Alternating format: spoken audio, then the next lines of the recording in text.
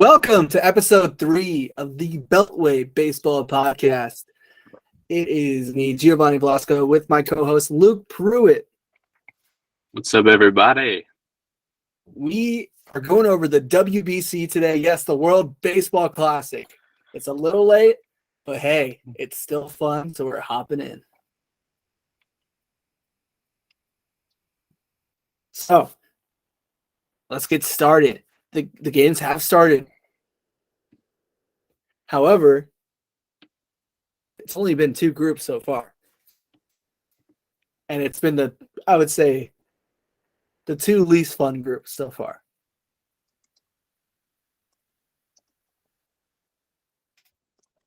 Yeah, we're just getting into it. These games these teams have been fun to watch. We've had some sneaky ones like Czech Republic and Australia and stuff like that. But like you said, we're really going to get into the meat of the games here with USA and Venezuela and the DR. So it's only going to get better from here as the tournament goes on. So just getting a little appetizer for all us baseball fans. So more to look forward to. But we're going to break down and discuss what's happened so far, because it's actually been kind of interesting so far. Oh yeah, it's been so interesting. It has been 3 full days of baseball, 1 half day because of the time difference. They've already played 2 of their games. They have 2 playing tonight. It is Friday when we're recording. It'll be Saturday when this comes up. So USA, let's go. But it's been very entertaining. Meaningful baseball is finally back. And you couldn't ask for a better start. It's an opening game that was fun to watch between Cuba and the Kingdom of the Netherlands. Yeah, so that was a good start to it. I tuned into that game because, like any avid baseball fan, on meaningful baseball coming back, especially after a couple long winter months, I was like, yeah, I'm gonna watch this game. So yeah, that was a good one. The Cuba got the jump on things. They landed the first run, but yeah, the Netherlands, they stayed strong. Good pitching, and yeah, they were able to pull it out with a big bottom of the 6th, and they opened the tournament with a win, and they're still looking good because they won their other game the other day. So 2-0 for the Kingdom of the Netherlands. So they got a good team. Oh, they got some good major leaguers on there. It's nice. Netherlands won 4-2 that game, and then the day after, we wake up at 5 in the morning. We see Panama beat Chinese Taipei, or Taiwan, 12-5, and Australia won 8-7 in a very close game. That was very fun to watch. And Kingdom again, went 2-0, and they took out Panama on the same day. Yeah, so they've put up some pretty good performances so far, the Kingdom of the Netherlands. I mean, you could argue that they have an easy group, which in a sense they do, but I mean, Cuba usually produces pretty good players, so you think they're going to be right in it, and Panama is kind of a sneaky team as well, and so yeah, I mean, but that group has been interesting so far. So more to come. See who comes out. Looks like the Netherlands are going to come out, but you got 4 other teams jockeying for that second spot. So we'll see how it shakes out. Yeah, you just got to make it in, and then you don't know what happens. It's a 1-game elimination. Thursday started off strong. Ohtani, first time in the tournament, on the mound, beats China 8-1. You got Italy with their espresso machine and their little thing, little chili pepper keychain on their shoe, beating Cuba 6-3. Czech Republic surprises everyone, winning 8-5, and Cuba demolishing Panama 13-4. Yeah, so that was a good slate of games there. We got to see Ohtani on international display, which was really fun. I say China produced COVID in a lab, but I think Japan produced Ohtani in a lab, because that dude is an absolute freak of nature. I mean, if you could build a baseball player, it would be Shohei Ohtani. So that dude, yeah, he's proven himself on the international stage here. Got the win as the pitcher, and what Not did he been do off? proven. Did he hit a home run that game? No Did home he? run, but he had No I home. think a base clearing double. Oh yeah, he was 2 for 4 with 2 RBIs, and he walked twice as well. So I wouldn't want I to pitch mean, though. no, I mean, yeah, you got a guy who can go 2 for 4, drive in runs, but then also go 4 innings and give up only 1 hit and strike out 5. So that was a pretty impressive display, as we were becoming accustomed to with Ohtani. It's not a surprise, but it's a surprise all at the same time because we've never seen anything like this. So yeah, pretty cool to see it on the international stage, and yeah, Japan's looking good. Japan's looking not a surprise, but yeah, they're looking good. Oh yeah, and the morning after beat Korea 13-4. Yu Darvish was on the mound. Chinese Taipei beat Italy 11-7. And then tonight we have China versus Australia and Panama versus Italy.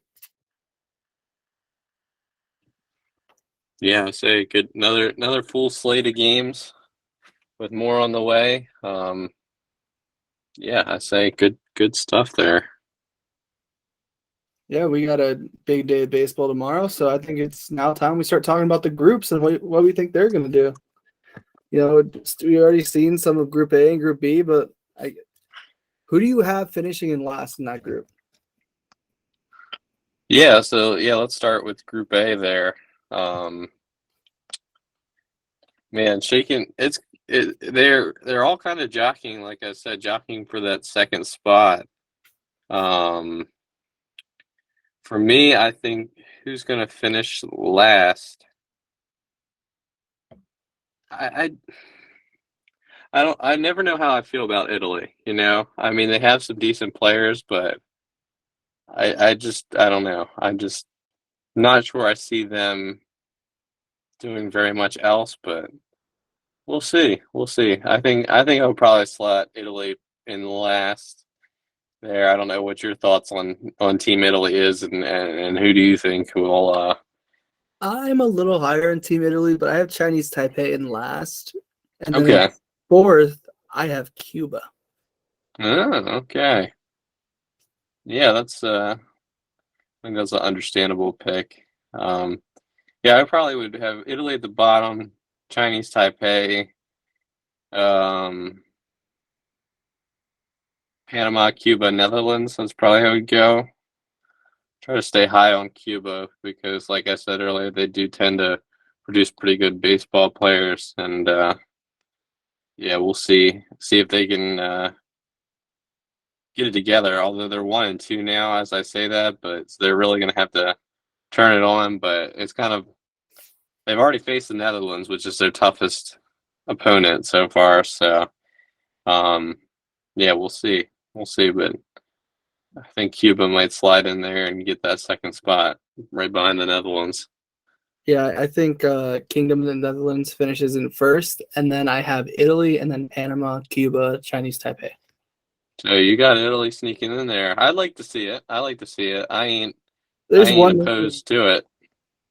there's one name that really I'm like, yeah, that can carry them past Panama and Cuba, and that's Vinny Pasquantino, the star prospect for the Kansas City Royals. Mm, very true. Very true. Don't forget about Matt Harvey. Yeah, I say the Dark Knights in Italy now. So we will. Yeah, don't sleep on him there. You never know. You never know. Orioles legend Matt Harvey. Mm-hmm. And then what's your order for Group B? Group B. Yeah. Um, that's certainly a more interesting group in a sense. Um, what's really surprised me is Korea is 0-2 so far, which from the first game they were saying that this is a big tournament for Korea because the last 2 tournaments they bowed out pretty early and had disappointing performances, and as a country that really loves baseball, so yeah, kind of surprising to see them 0-2. Um, Let me pull up. Who did they lose to in their first two games? I gotta see that. They lost to Australia. Australia and Japan. Okay. Understandable to Japan. Australia, that's probably a game they should have won, but um, Australia came up pretty clutch in that game. Um, so yeah, for Group B there, as fun as it would be to see Czech Republic go. Actually, you know what? I'm going to back up on that. I'm going to say China finishes last, and then we get Czech Republic. I would really love them to go farther, but I mean, we'll see how far the Magic can carry them. But realistically, I have them for. And the way things are shaking out now, I mean, I think Korea can bounce back, but I don't think they're going to bounce back enough to get a spot in the round of eight. So I have Korea third, and then it finishes out with Australia and Japan. Japan might go full sweep mode in that bracket and or in that pool there. I think they could go 4-0. Yeah, I can see that. For me, I have China finishing in last, Korea finishing in fourth, Australia finishing in third, Czech Republic in second. They're going to have some magic underdog Mm-hmm. story. They might not get far in the tournament, but they're at least going to make it. And then Japan finishing in first. I like it. I like it. Yeah, I want that Czech Republic magic to go on. They got something with that first win. It was just one thing for them to drive in a run. Like they were super excited just to drive in their first run ever, and then to get that win. That's a huge thing. And yeah, we'll see where it takes them. I hope to see them in the round of eight. So I'm And there with you on baseball the on. is a beautiful sport, and anything can happen, and that's just what makes it magical. That is what makes it magical. Yeah, it's weird. Anything can happen because the game's not over till the game's over. So, yeah, we'll see while that goes on. But I like your list there. I like your list. It's probably gonna be either Czech Republic and Australia. I mean they are both 1-0, and China and Korea are 0-2. But those teams did look pretty good in their first round matchups. So, Yeah, we'll see um, what happens tonight. See if they're 2-0 or if they're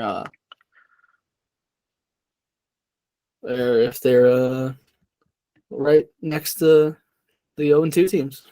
right, exactly. I say we're going to release this podcast tomorrow, so all that we're saying about either of those teams could be absolutely wrong, but we will see how they do tonight. Oh yeah, I'm definitely gonna. Well, at least stay up for most of that. Hmm. And then Group C. Group C is USA, Mexico, Colombia, Canada, Great Britain. This is my list here. I'm sorry, gents in England. Great Britain's gonna come in last. I got Colombia in fourth. I got Canada in third. I'm sorry, Freddie Freeman. I got Mexico with Joey Meneses helping that out, and then I got Team USA finishing in first.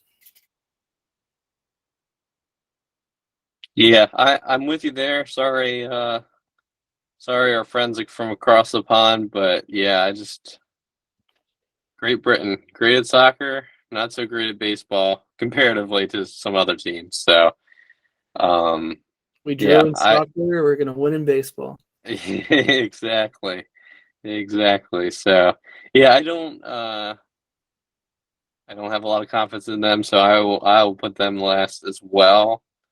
Um, as far as the other teams go, the tricky one for me is between Colombia and Canada. Um, I just I don't hate like to the Colombian roster, man. yeah, it is a little thin. It is a little thin. Yeah, as far as pitching goes, I mean, the most recognizable name on there is probably Julio Teheran. He's not even a major leaguer anymore. He plays in the Atlantic League. So, They have 5 catchers on their roster. yeah, so they got Jorge Alfaro, so that's a pretty decent name. But other than that, it's kind of a mixed assortment of other guys, and yeah, I mean, not a lot of recognizable names besides like Gio Urshela is on the team. So yeah, Colombia's looking kind of thin. Maybe they could surprise us a little bit. We'll see. But yeah, I probably would have them fourth too. I might, and this might sound boring if I'm going to repeat your list, but yeah, just looking at their roster, I see them as a fourth place team. Um, and then we have the rest of that bracket with, I think Canada is a good one to slot in third. They're pretty decent. You know, they have some players. Like you mentioned, Freddie Freeman's going to play for them this year. They got Um, Quantrell. They got the old man, John Axford. yeah, John Axford back in the ball game again. Yeah, so he's in it. Tyler Yeah, O'Neill. Freddie Free, Tyler O'Neill. Yeah, he's the most jacked Canadian in the country. So Hey, he can pop one out there. Yeah, so I think they're a solid team to finish in third place there. They could be a little sneaky, maybe bump out Mexico, but looking over Mexico's roster, that roster looks pretty solid to me.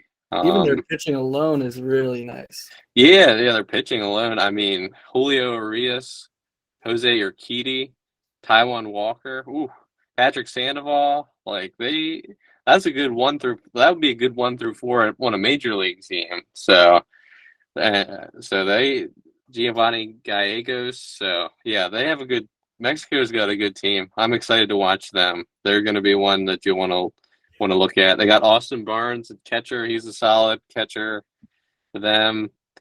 Luis Arias, Rowdy Tellez, they got him in there. So Don't sleep Joey on Joey Meneses, Baseball. yes, Joey Baseball. You love to see it. Yep, they got him.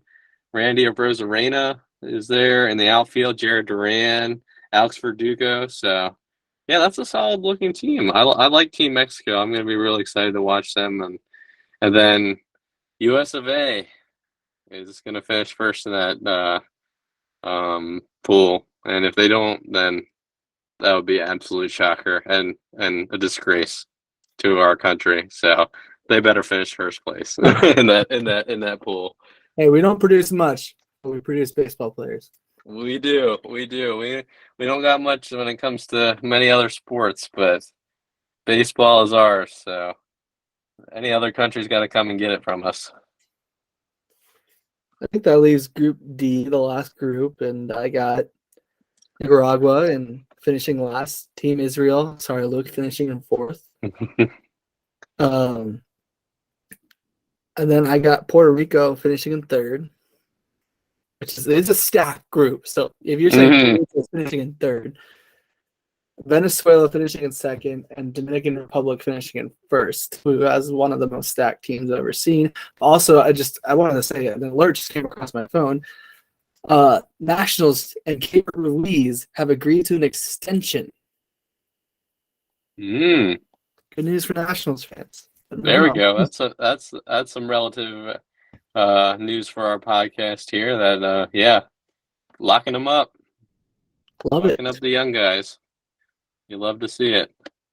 But yeah, that group is stacked. Even Team Israel has good players. They just sadly got put in the hardest group to get out. Yeah, honestly, yeah. I mean that Pool D. I'm so glad that is happening in Miami, so I can tune into those games because yeah, that group absolutely goes crazy there. I May need to mean, travel down to Miami for a game. yeah, absolutely. I mean, Nicaragua? I'm there with you that they're going to finish last, but I mean, it's just a shame they got put in such a difficult group Yeah. because they're probably not a bad team. And yeah, I'm gonna end up pretty much repeating your list completely because Israel is going to be fourth. They could shock somebody, you know. They could. I could see them Puerto Rico flip flopping. I guess depending on their head-to-head matchup. But yeah, I would put Israel for um, Puerto Rico in third. Puerto Rico is usually a standout team, but just not as good of a roster this year. So And then the two powerhouses there, Dominican Republic and Venezuela. I'm actually going to flip flop from yours. I'm going to go DR second, and I'm going to have Venezuela with a surprise first place. I think they win the head to head matchup against the DR, and I don't know, man. Jose Altuve is going off, and he doesn't even have to steal signs to do it. So, yeah, I thought about I putting it on my list, man. I thought, but then I was like, I have a surprise for later. yeah, yeah. So, yeah, Venezuela, man, looking good. So, yeah, that's definitely the most fun group to watch there for sure. Oh, for sure. Yeah. And then Yeah, that's that segment of where you think you're gonna finish. Now I have a question. Like, who do you think is gonna win it all? oh man. Let me run through my contenders here, who I think from each group stands a chance to win it all. And in Pool A, honestly, the only team that could win it all, I think, is going to be the Netherlands. Um, usually, like I keep bringing up Cuba because they do have good players, but I just don't think they have the complete team to do it. So, and the Netherlands has decent enough pitching and a good offense that they could surprise people. So from Pool A, that's my only team that could do it is the Netherlands. Pool I'm talking B, about like the full tournament. like the whole thing. Yeah, like who takes home the trophy? Yeah, that's what I'm going through like Oh, you're going through. each Okay, each okay. pool and saying who from each pool could win it all. Um, so Okay, I got yeah, you. I think yeah. So yeah, I think Netherlands could do it, could bring home the trophy. I think they're the only one from that. I'm not very confident in that. I'm only saying that because I'm just going to go through the pools and say who I think could do it. Um, so in Pool B, obviously Japan. Obviously, Shohei could carry them all the way to the title. Um, I don't really see any other team in that pool doing it. Australia is a good team, but I just matching up. They would have to face like the USA or DR, Venezuela is just not going to do it. So Japan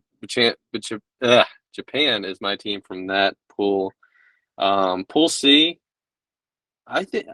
I honestly think there's two teams. I think USA and I think Mexico. Mexico is kind of a surprising team. That pitching is really good with Urias and Urquidy leading the way. Like that is a sneaky good rotation. So I think they could shut down a good lineup, and I think they have just enough offense to get some runs on the board, even against good pitching. So yeah, USA, Mexico from Pool C.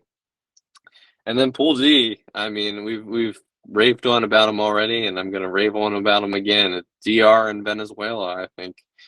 Um, it's kind of a shame that they're actually in the same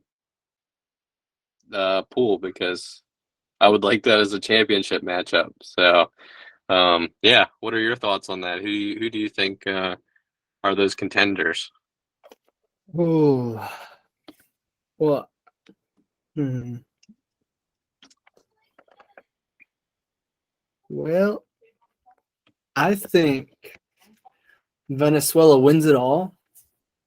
DR comes Mm, in second, and Japan finishes in third.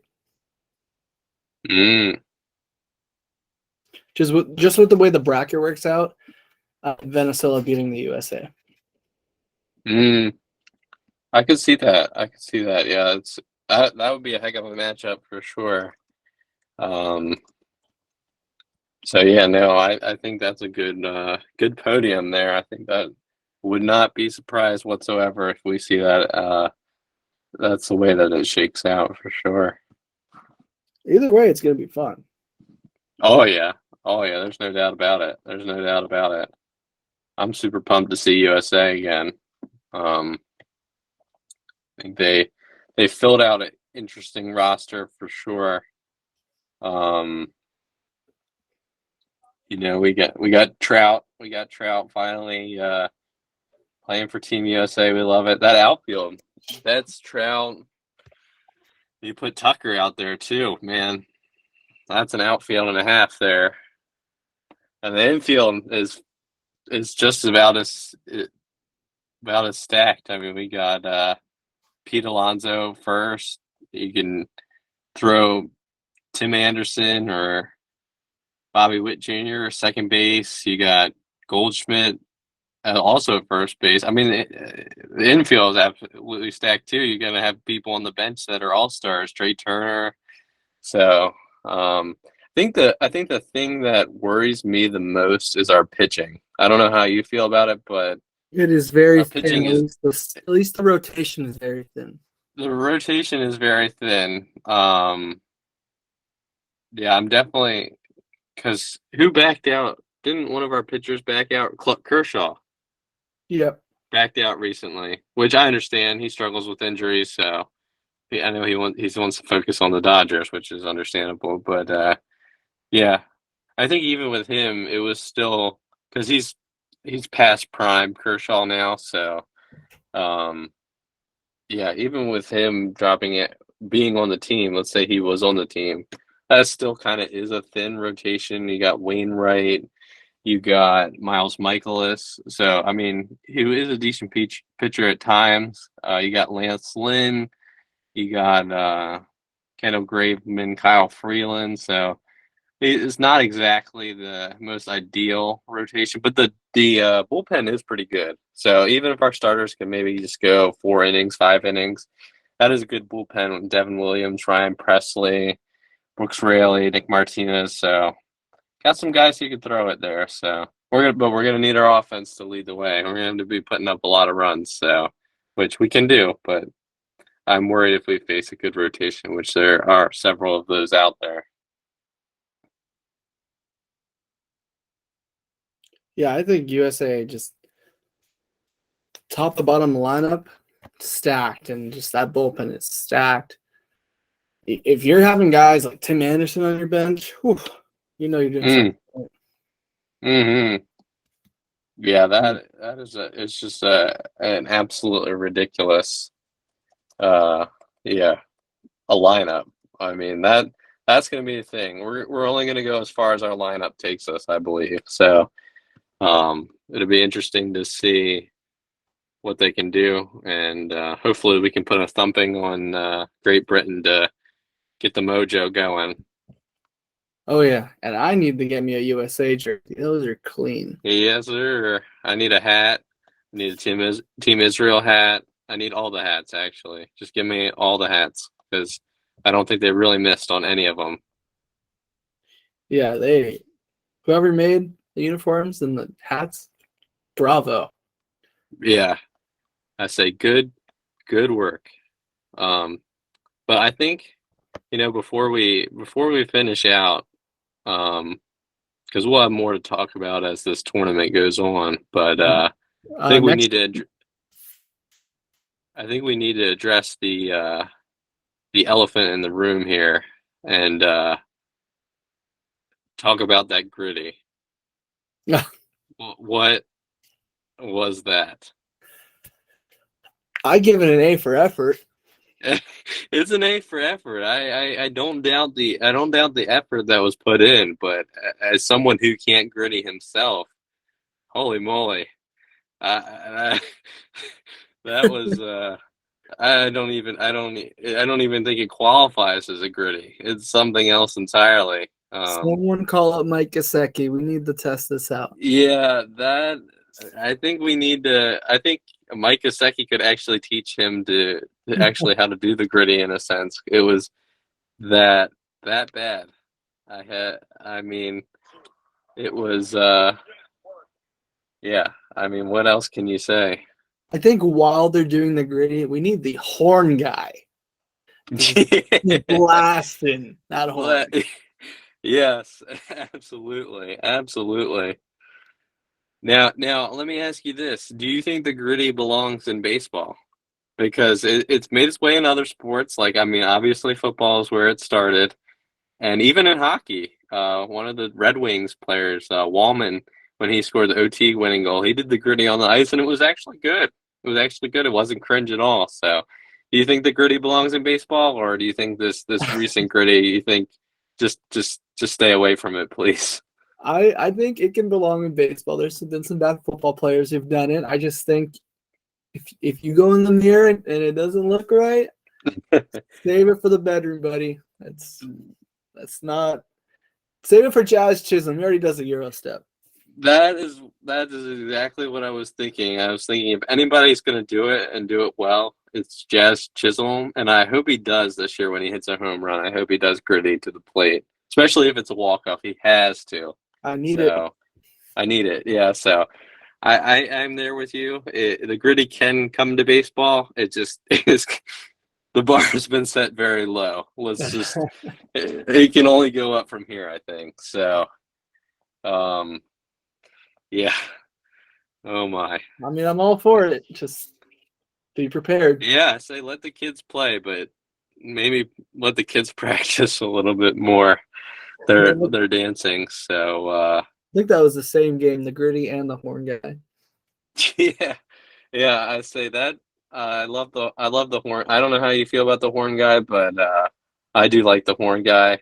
That was one of the things that stood out to me back when I first watched the WBC in 2013 was the horns, because back then they were going crazy, I and like it. it gives good World Cup vibes too. Yeah.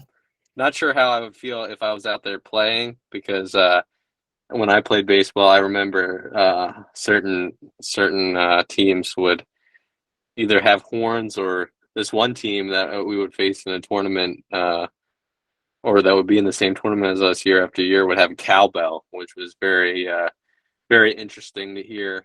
Kind of obnoxious. Surprised kind of the umpire let it go, but yeah, there's some unique things. But the horn guy, he can stay. Yeah. He's welcome at any game, especially WBC games. He needs to be the Cuban mascot. Oh yeah, oh yeah, I agree. I agree. Now, Well, now, now the let's. I think we should also address the Nespresso machine. Do you think that's a W, or I you don't cool with blame that? him being playing games at 5 in the morning and then 10 at night. You need a little caffeine in your system. No, yeah, I say, yeah, you gotta get over that jet lag somehow. So, yeah, I'm for the Nespresso machine. I think that every dugout should have something like that.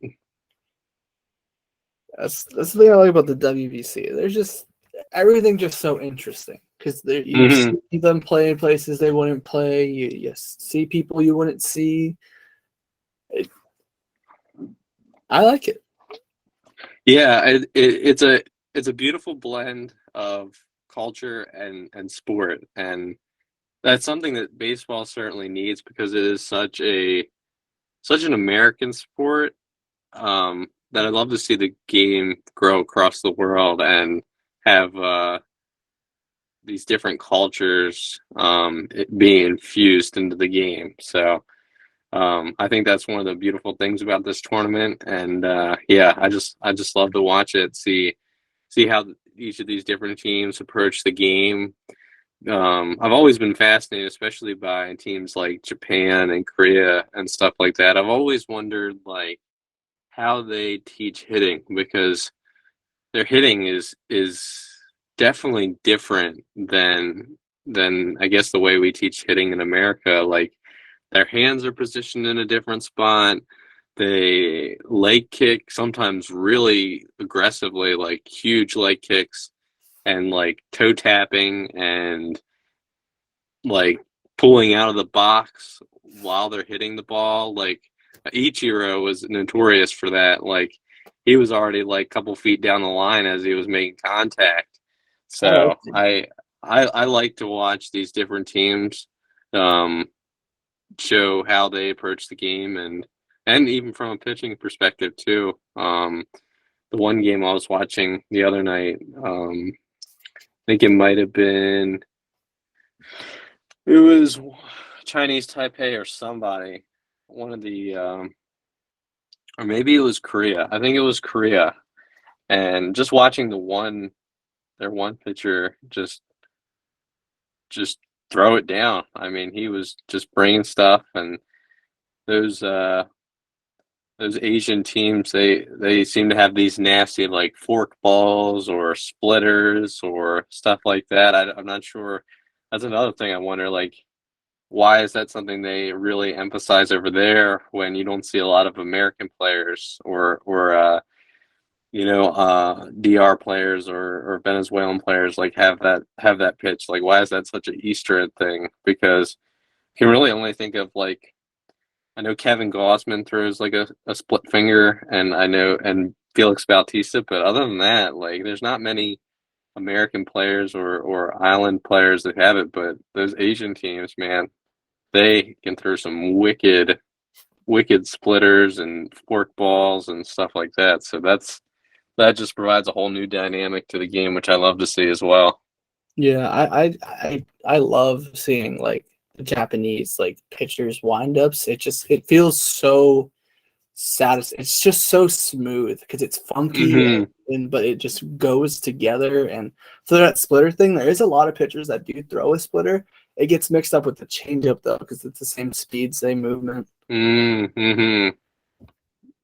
Yeah, you're absolutely right on that. Yeah, yeah, they definitely are very similar in the way they are. But yeah, like you're saying, there's something awkward but something beautiful about the way like Japan and Korea play the game. Like, it looks so funky and weird, but it's also like just like ballet, like poetry in motion. It's definitely like just, yeah, it's theater. It's theater at its finest quality. Watching teams like that play, so it's I'm all for it.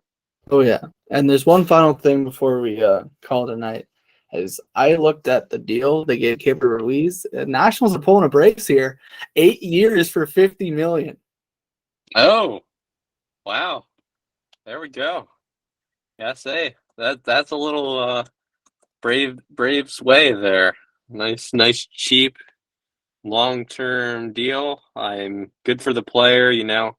I think he's still got some to prove. He's got still got to prove himself, but I think a contract of that length and that money, I mean, 50 million is not just something to throw around. So yeah, I think that puts confidence in him, but not overly pressure with such a big contract. So Yeah, um, he's yeah, I think young. he's young. Yes, he's one of those guys you received in when you guys sold the farm and everything. So I think yeah, I think that's a good move on the Nationals' part for sure. Yeah, just do that to Abrams, Gray, Cavalli, and Gore, and we're set. Absolutely, and that's what I'm I'm waiting for the Orioles to make some of those decisions. We might see that after this season. I would like to get Adley and Gunner and Grayson and all those fun guys. I hope we can pull some Brave stuff too and get them for cheap, because honestly they shouldn't be cheap, but hopefully they buy into the team, which that's what I really like. What the Braves do is seems like those players buy into the team. Yeah, players like Acuna and Albies and Harris Hmm. and Spencer just for nothing. For nothing. Yeah, and they got oh gosh, who's the catcher they got from the A's? Sean Murphy. Sean Murphy. Yeah, they trade for him. Cheap cheap deal. He's one of the most underrated catchers in the game. Matt Olson. They lock him up Yeah, for Matty Olson, Austin Riley got a somewhat cheap deal. awesome. Yeah, for a cheap deal for what he's becoming. So yeah, I I I would like to see more of that in the game, but with no salary cap and the way teams like to spend money, the Mets, um, yeah, I think we'll see a lot of big contracts still. But I do have a soft spot for teams and for players who buy into the team. So Oh yeah, it just means they're ready. They're ready. They want to just win. want to win, and the Braves are going to be good for a while. So I think other teams should take note. So Sadly, yeah, anything else you want to cover as far as WBC or anything that's happened in baseball so far? Or well, there we hasn't been we much. just spring training and a few games of WBC. All I can really say is go USA. Yeah, I say go USA. We'll tune in the games tonight, and then a whole full slate of games tomorrow. So Oh, yeah. it's only getting better from here. I am excited. Well, go America. Thank you for tuning in. It's been Luke Pruitt and Giovanni Velasco. Thank you for listening. Peace out.